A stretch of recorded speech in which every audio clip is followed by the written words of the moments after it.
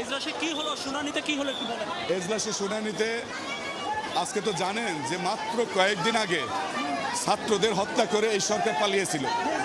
সেই সেই সরকারের দুইজন ধূসর, সবচেয়ে বড় ধূসর, সাবেক আইনমন্ত্রী আনিসুল হক সাহেব এবং সাবেক সাবেক শেখ হাসিনার উপদেষ্টা যে এফ রহমান সাহেব, সালমান এফ রহমান, সবাই জানেন যে এই দুজনেই খুনের সরাসরি সম্পৃক্ত ছিল এবং তাদের এই মামলায় 10 দিনের রিমান্ড প্রার্থনা করেছিল পুলিশ।